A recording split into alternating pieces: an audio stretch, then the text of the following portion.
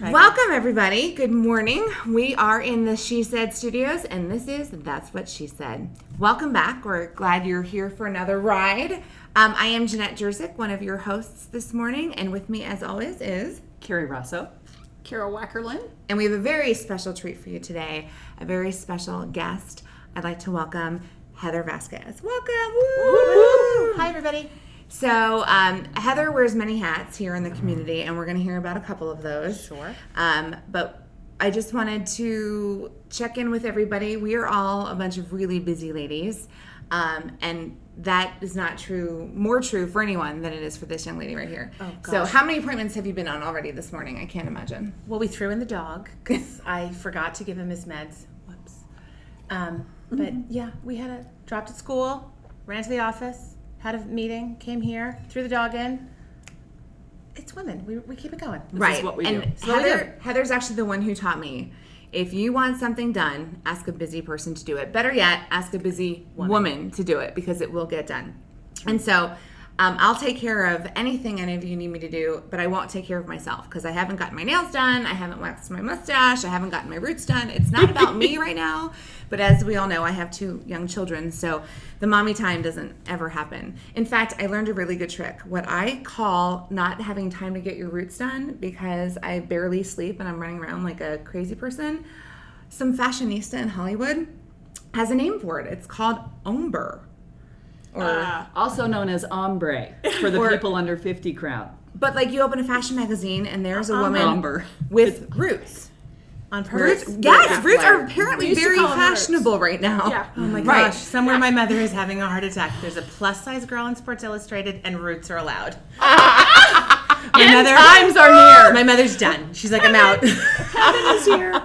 But like I am all excited because I thought I was just looking like a tired mom, but apparently I'm very fashionable. So see, who knew? So I'm all ombre this morning. All right, ombre. Fancy. You can call me ombre. See. So Heather, you work at the university. I do. You are the chief gift officer at the School of Labor and Employment Relations. Tell us about that.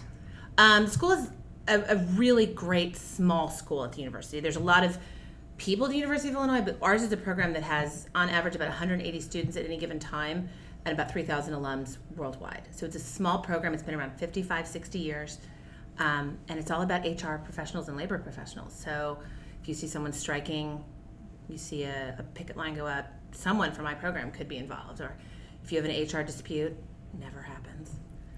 There are people that are trained to do this effectively and execute the law, and that's what my school does, and I love it. That's very exciting. You're also married. You have a beautiful son. I'm married to a teacher at Holy Cross. He's dreamy. It was Cinco de Mayo yesterday. He's making us all call him Senor still. He said that should be part of the week, and I'm like, I'll call you Senor anytime you want. I think it's fantastic. Do you have to wear anything special when you use that language? That's for nighttime television. And our son is 11, Jack, and he is obsessed with shoes. I thought I had a boy, so I thought I'd be exempt from that. But sneakers are a big deal in the world of boy. Oh, really big. Really big. Like, I'm bartering with him. Like, well, I'll buy one of them because they appear to be $200. Oh, ouch. Your feet are still growing, kid. Get a job. Right? Mow a Earn your lawn. keep. Yeah. So send him out into the workforce. But he's kind of awesome. I dig him. Nice. You know, almost every day. Almost every minute of every day. That's the best part about parenting, right? You adore them almost every minute of every day. And tell us about, you shared with me a moment where Jack is very involved in sports. Yeah. And you had a proud mom moment. So Jack swims for Champaign Heat, which is the best little swim team in the world. And he had been part of some relay teams where there's 4 kids on a team, but he had never earned his own state time. I get proud of him. Sorry, I didn't expect to do that. So he's 10 years old last year, and he has to make a certain time to go to state. And he misses it by 1 second. All 80 pounds of him goes up to his coach and says, "Can I do it again?" Oh. All by himself after the meet. But somehow all these kids stay. And it's just this amazing moment. And he hit that wall. I'm sure my husband's like, she's jumping in the pool. Like, dollars to donuts, that woman's going in the water. I didn't, but you looked around, there's coaches crying. There's mothers crying. There's high school boys screaming for this kid because he did it. And it's sports. It's what we need to focus on. Because too often we get wrapped up in the crazy of it all. So when I'm crazy, running to sporting events, I try to remember that, like, sometimes I just am like, okay, that's exactly what we do. And Those moments. My oldest son did not make his middle school basketball teams, and which was his whole life was basketball, and it was heartbreaking. Yeah, and you feel it. Yes, and when but he you went, can't fix it. When he went, no, I'm not that I tried. I would never offer to bribe a coach. That would be wrong. I didn't. But no, I didn't. But when whatever it takes, call me. No. But when he went to high school and it was going to be a much larger environment and more kiddos trying out, in my heart of hearts, I thought he shouldn't try out again. It's going to be harder. And he had worked and worked and worked and worked. And he's been on the high school team, every year. He's a junior now. But my most proud moment was that he kept trying and he kept working, and he wasn't working because he wanted to be a superstar or be a superstar college athlete. He wanted to be part of the team, and he didn't give up. And I think, wow, out of the mouths of babes, because in my mind I thought, I can't bear going through that again, and he did. He rallied and did it. But don't you know that one of the best things you can do for your kids to help them learn how to fail, or to figure out what to do when they do fail? Because if we do everything for them and they always have success, they'll never know how it feels to fail and how to pick themselves up and keep going. And that's the perspective you get when your kids go through high school and go through college, and you watch them turn into young adults and then have their own kids. You want them to know that life is not always going to go their way, and they've got to figure out a way to pick themselves up when it doesn't go their way and they don't get the right time, and they, things don't work out the way they hoped they would. And it's hard to watch. I mean, it's devastating to watch sometimes as a parent, but no one learns to deal with adversity if you don't have adversity.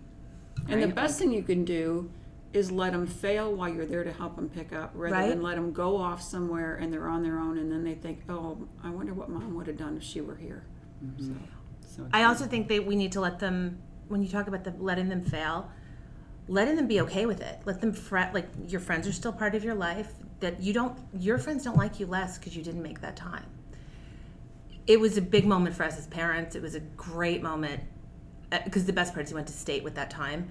He got blown literally out of the water. Like, these kids were so fast, and he gets out of the water. He's like, I did 1 second better than the trial. I'm like, just call it a win, man. Call it a win. He was there. But the got moment there. Wasn't at state. The moment was back was in the that cheerleading moment when everybody was behind him, and that's what he'll remember someday when he's 40 years old and he has something go wrong at work. So, and isn't it amazing as parents when we talk about proudest moments? It's not about you. Never. Your pride now comes from your children and from their accomplishments. And I'm at a slightly different stage. I have a 2 and a 3-year-old, so my pride comes in the form of potty training. We were all there. And I mean, what a motivator, pride, my 3-year-old, when she has a successful trip, or last night was our first night through the night in big girl underpants with no accidents. Like, I mean, it's a huge deal when you wake up in the morning and you have to celebrate and you have to have that positive reinforcement. And she's like spending her day bragging and prideful, but that's a motivator for her, and it made my day. So it's so true. I got this much more sleep because of it. It's a beautiful day. Watching our grandkids go through this, it's a motivation for mom to get the kids potty trained. I don't know, and a motivation for the grandparents to get the kids potty trained. It's a motivation for everybody. But the difference in generations, my folks, as far as we all knew, no one ever pooped. There was no body, none of us ever did that. We're pretty sure. And so so when my dad is at my house and my kids would run out, Papa, I pooped in the potty! And he's just like, we don't talk about that. And and so he's looking horrible, but then he's kind of rallying like, yay, poop in the potty. We all, and then there are those generational differences between. Well, yeah, there was a new book out when Sarah was little. Sarah's almost 42, and it was potty training in less than a day. And so a friend and I decided we were going to get our kids, and they were like, I don't know, 13 months old or something, and we were bound to determine. We had this little bowl of M&Ms, and we were gonna, bribe them with M&Ms and stuff. And we got really well trained, but the kids didn't get trained at all. And she was almost The 2. good news for you is you've raising girls. I am convinced, oh gosh, Jack, I'm sorry, that Jack's standing like as far from the toilet as he humanly can at this point to see if he'll make it. Like, and I've caught him like in the shower, and I'm like, what? It's a game. You just want to see how far you can. And there he's arched all back, and he's got his little torso pushed out, and I'm like, are you aiming at all? That's So why you that need doesn't happen in the world of girl. heavy duty cleaner people to come and do your bathroom every week. Hazmat suits. Okay, so You brought it up. while I did, I am very sorry. This was supposed to be about proudest moments, and we went on a whole conversation about body training. And while it's important, it's an important, Tangent. They're good. They happen. phase in life. I also wanted to talk about some other wonderful things that Heather brings to the table today. And in all of your free time, you also find ways and opportunities to give back and help in the community. And you are currently the standing president of Junior League of Champaign-Urbana. I am. And I wanted to bring that up specifically because this past year, That's What She Said, and Junior League has found a wonderful partnership and has been able to work together in a number of different ways. And one of which was during She Said's very first Lady Fest weekend last year in 2015.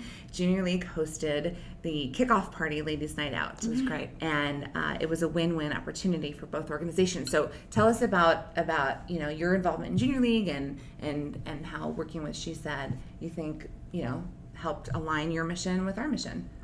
The thing about Junior League is it really gives you an opportunity to get out of your own way.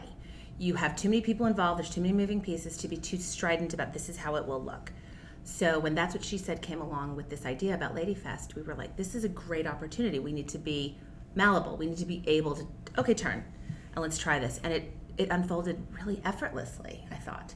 And I love the hashtag Lady Fest. Like I want to use it more. I'm really eager for September to get here so we can start hashtagging it because I feel really good about Lady Fest and She Said and all those things. But how it ties to League is you see so much overlap in our memberships, and you walk through your That's What She Said event, and I know 70 women in the room. And I think, how did I get to a point in my life where I know 70 women by name, and I care about their life, and I know what's going on? Social media affords me that. But it's also the nuance of a small town like ours where we can have great impact and know great women and work together and not be competitive about it, not be combative or that's our stuff, this is your stuff. Let's do this together. It's our stuff. Yeah, and the mission of That's What She Said is women exchanging stories, empowering women, bringing them together, and lifting them up. And we've also been inspired by Junior League's involvement.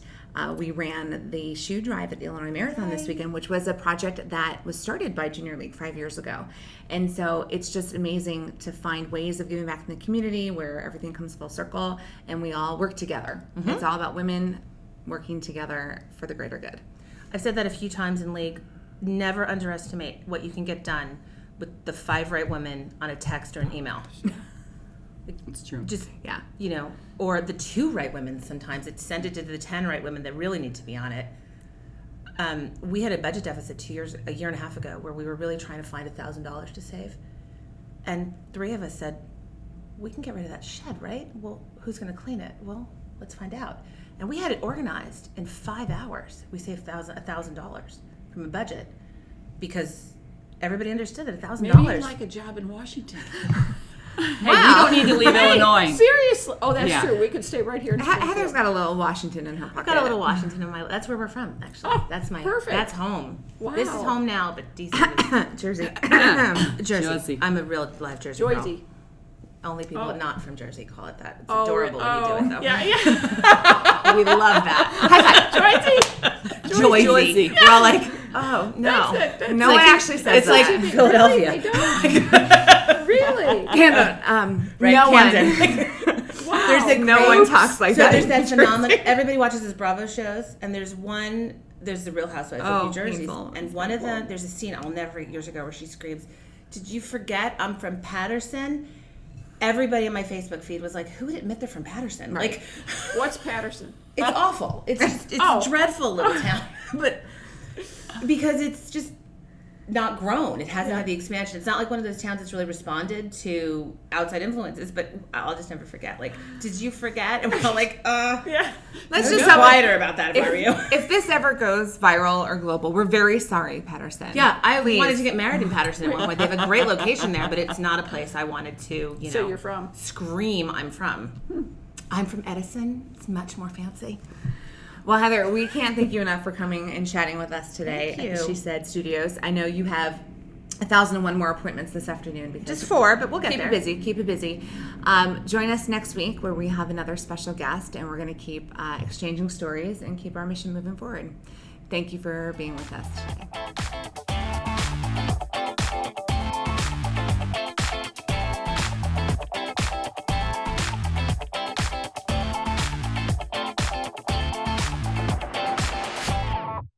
For today's episode, we would like to thank Banks Champagne for the That's What She Said studio, Texture Homes for our lovely set, and Rochelle Miner, our Mary Kay consultant who did our beautiful faces today. Thank you. All right, come on, sweetie. Let's put your diaper on. Come on, sweetie. Let's put the diaper on. Let's put the diaper on. Come on. No. That's not the way to the potty. No. We got to put your diaper on. We got to put your diaper on. No, honey.